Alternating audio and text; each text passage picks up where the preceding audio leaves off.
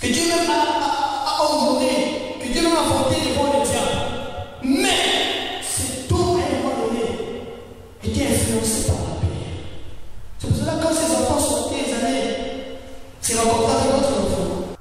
Un jour resté, il avait l'habitude d'offrir un sacrifice. Père il disait que quand les enfants sont allés, ils ont péché contre le Seigneur, le Père, la malédiction tombe sur eux. Donc, c'était quelqu'un, à un moment donné, il avait aussi peur. Il ne voulait pas perdre ce qu'il avait. Il voulait garder ses enfants, il voulait garder sa famille, il voulait garder ses biens. C'est pour ça qu'il dit que ce que je crains, c'est ce qui m'arrive. Mais quand tu as peur, tu vas appeler vers toi tout ce qui est contraire à la volonté de Dieu. Quand tu as peur, quelqu'un qui a peur, il n'a pas confiance en lui-même. Quelqu'un qui a peur, il n'a plus de contrôle. Quelqu'un qui a peur, psychologiquement, il est faible devant son adversaire. Quelqu'un qui a peur, il n'a pas une confiance en promesse de Dieu. Je dis qu'il y a des personnes qui l'ont fait mort. Mais quand la paix s'est là, ils ont eu peur, ils ont paniqué, ils ont oublié la première parole. La paix, c'est une forme d'esclavagisme, c'est une forme de captivité. Mais la paix de lui qui est le fils de l'homme a parlé pour détruire les œuvres du méchant et te rendre libre. Donc, veut dire que l'esprit que tu as en toi, l'esprit de Jésus-Christ, n'est pas un esprit de paix, mais un esprit de divinité.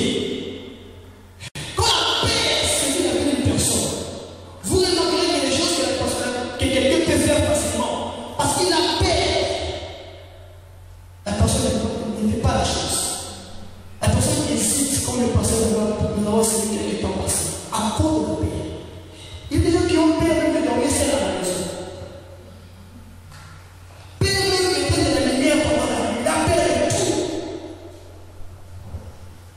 Tu dois aller passer ton temps de bruit, tu as peur. Pourquoi tu as peur? Tu n'es pas sûr de toi-même. Peut-être que tu dois dire l'essence pour ton propre bien dans ce pays. Tu as peur. La paix. Mais quand la paix agit, la foi est activée. Quand la paix agit, la foi est désactivée. Ici, la Bible dit que Jésus a donné la question. Dans notre version, il a dit: où est votre foi? C'est-à-dire que pendant ces temps, ce n'est pas dit que la foi n'était pas là. Non, la foi était toujours là, mais la foi était désactivée. Pourquoi? Parce que la paix, c'est une arme désastreuse qui combat la foi. Amen. La foi, c'est l'opposé de la paix. La paix, c'est la foi négative. Je ne connais pas ce qui va arriver demain. Est-ce qu'ils vont envoyer un livre? Le docteur dit que je le conseille. Oh là là, la diabète. Est-ce que moi je vais vivre? La paix. Et quand la paix se dit une personne, maintenant ça te positionne. C'est une plateforme de captivité. Tu ne peux pas évoluer parce que tu as peur. Tu ne vois pas loin parce que tu as peur. Ils ont dit que même quand nous périssons, c'était la paix. Alléluia. C'était la paix. Et Dieu a dit, où est votre foi? Pourquoi? Parce que au moment où la foi est négative, la paix n'est pas là. La paix, c'est ta place. Et la seule arme pour faire de la paix, c'est être un homme de foi. Je lui ai dit, elle est foi en Dieu. Elle est la foi de Dieu. Si vous dites à cette montagne, quel que soit le obstacle de ta vie, si tu veux vaincre la paix et la panique, bien aimé est la foi. Et quand la paix a pris le disciple, ils ont commencé à paniquer. Ils ont commencé à paniquer. Ils ont commencé à paniquer. Une chose étonnante est que quand ils ont commencé à paniquer, cela n'a pas amené la tempête à se calmer. Alléluia. Bien aimé, ta paix ne changera pas ce possible. Ta paix ne changera pas la tempête qui souffre dans ta vie, les vents qui souffrent dans ta vie. La tempête qui se lève dans ta vie ne se calme. Non, bien aimé. Au contraire, quand tu as paix, tu ouvres les portes à l'ennemi d'entrer et de s'arracher. La paix. Ils ont ouvert totalement la porte. Oh, que je dis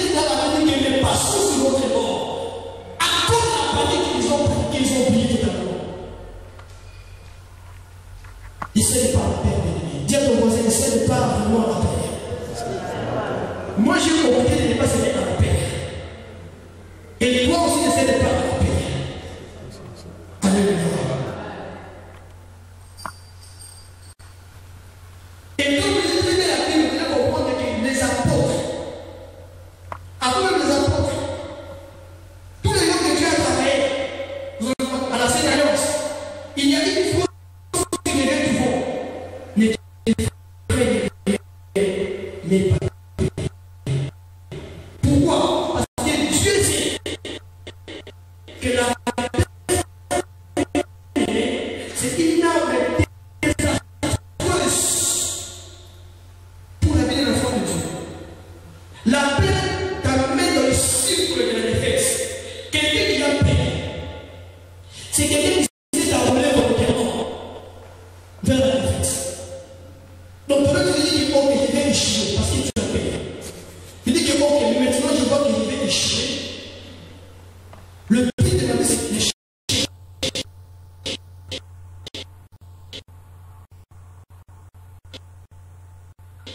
Alors, parce que là, je vais m'envoler à l'école de ceux qui ont paix. Mais quand tu dis que je sais pas la paix, j'ai la foi, Dieu fera sa part.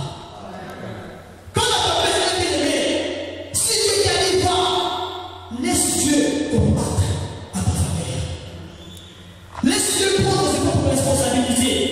Parce que c'est lui qui t'a dit, ce n'est pas un homme qui t'a dit, ce n'est pas ta mère qui t'a dit, ce n'est pas ton père qui t'a dit, ce n'est pas même ton mari qui t'a dit, mais c'est Dieu qui t'a dit. Quand il t'a dit, il a dit qu'il n'est pas un homme pour mentir, ni un fils pour se mentir, mais il est Dieu.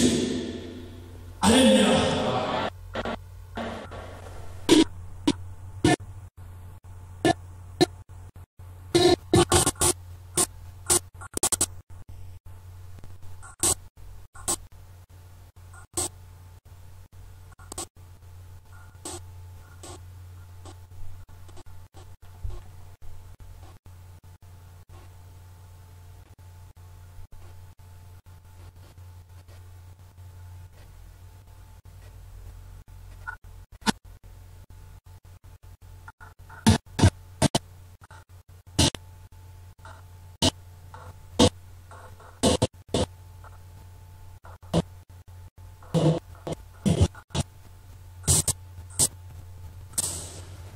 Et comme vous le savez maintenant, après qu'ils aient peur,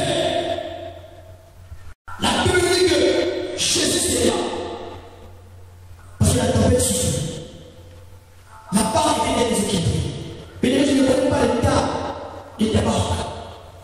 Je ne connais pas l'état de ta vie maintenant. Peut-être que le niveau de déséquilibre est déjà augmenté. Peut-être que le niveau où tu es désorienté dans ta vie est déjà augmenté.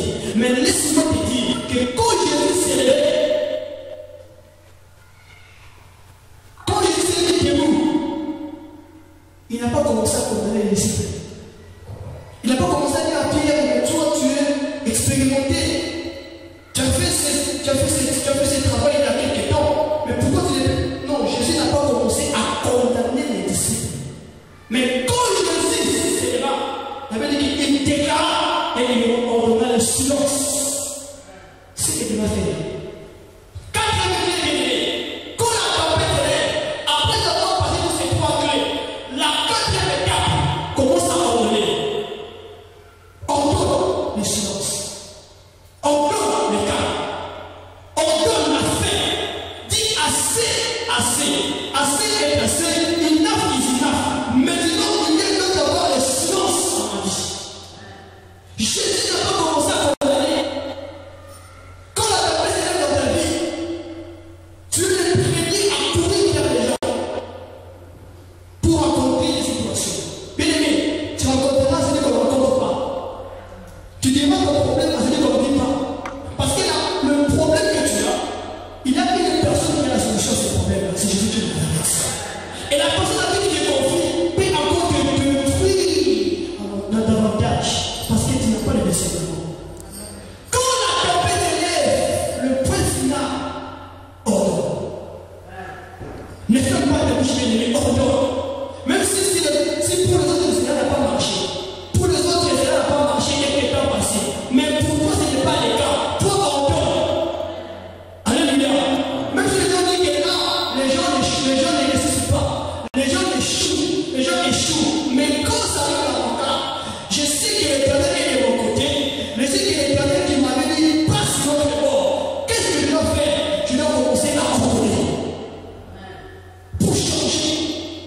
verset de vie. La Bible dit que le surnaturel se déclenche par le pouvoir, par la puissance de la parole. Élie était un homme de même nature que moi et toi. Mais quand il a dit que les choses ne marchaient pas, il a dit non, je dois défendre la cause de mon Dieu. Devant les prophètes et pas. Devant les prophètes de la santé. Mais la Bible dit qu'Élie, elle évoqua Dieu.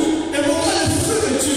Le feu de l'Europe. Élie, en ce moment, il était sûr que Dieu va répondre. Parce que Dieu ne partage pas sa gloire avec quelqu'un d'autre. Mais laissez-moi dire que quand la situation arrive, ne doute pas, n'hésite pas. Libère la parole. Et Dieu fera sa part. Il agira pour sa vie. Est-ce que quelqu'un peut acclamer très fort pour le Seigneur?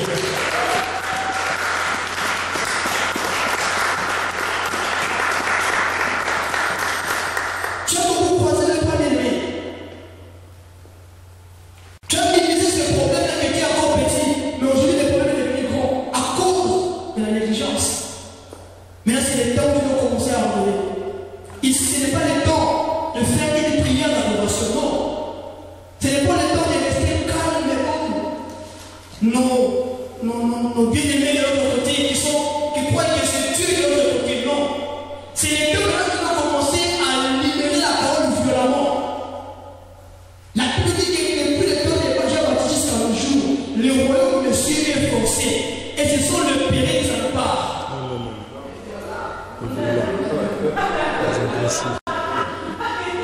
Alléluia. Ce n'est pas les péris de la part. Ce sont des hommes violents qui savent se tenir de nous et dire que non, assez.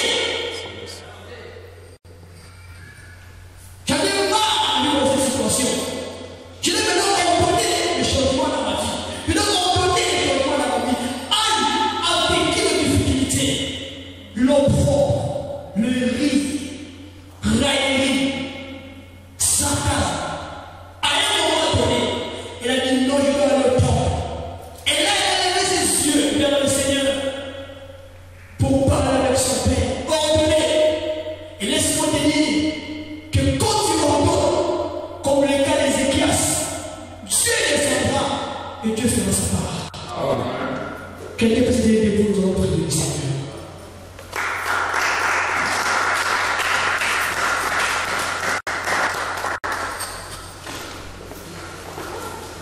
Tu as écouté la parole de Dieu.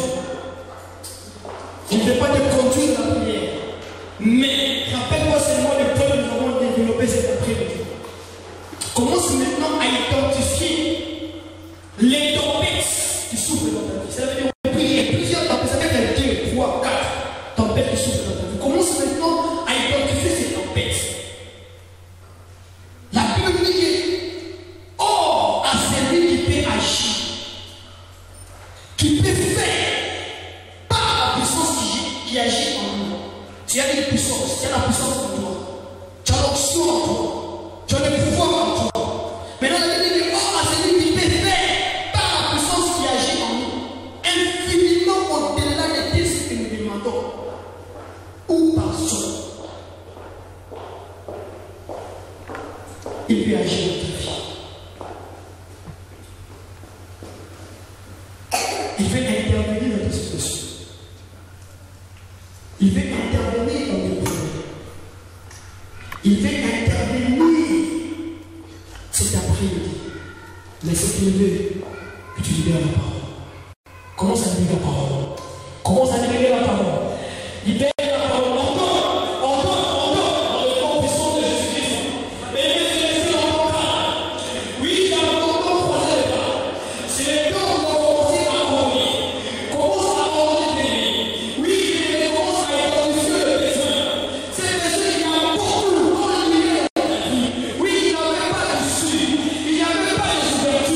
Mais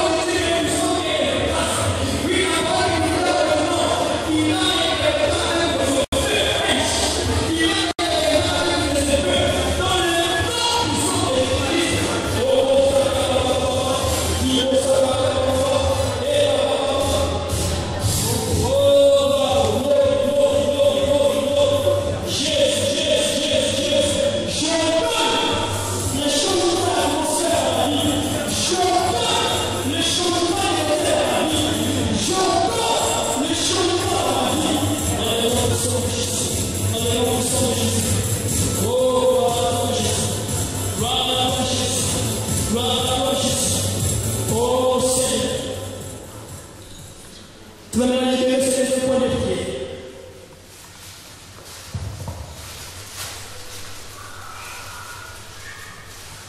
Tu vas regarder ta propre vie. Et tu vas essayer de te souvenir de ce que tu es passé.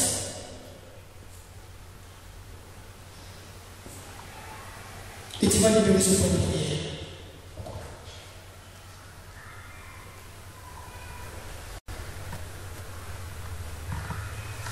Tu vas dire à Dieu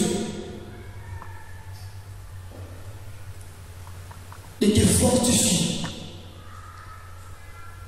et de te rendre inébranlable devant toute tempête qui te soucie dans ta vie. De te fortifier et de te fixer devant n'importe quel obstacle dans ta vie. Parce que lorsque tu es fixé, quels que soient les obstacles, quelle que soit la difficulté, parce que tu es fixé, tu arriveras au Seigneur pour être toi. Tu répètes cette prière, c'est pour le dire après. Oh ma vie, oh ma vie, oh ma vie, oh ma vie. Écoute la parole du Seigneur. En ce grand jour, j'ordonne à mes pas, je donne les instructions à mes pas,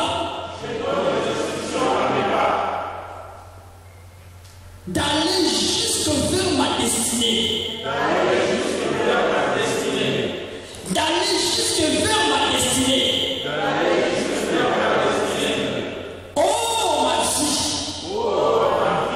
Écoute la parole du Seigneur. J'ordonne à mon esprit de saisir la parole de l'Éternel. C'est une parole qui me fixera. C'est une parole qui me positionnera. Je dis non à la paix. Je dis non à la panique. Je dis non aux intimidations de l'ennemi. Je donne l'ordre à mes pas. Arrivé là où le Seigneur a préparé. Quel que soit le tempête, quel que soit le vent contraire, quel que soit les attaques,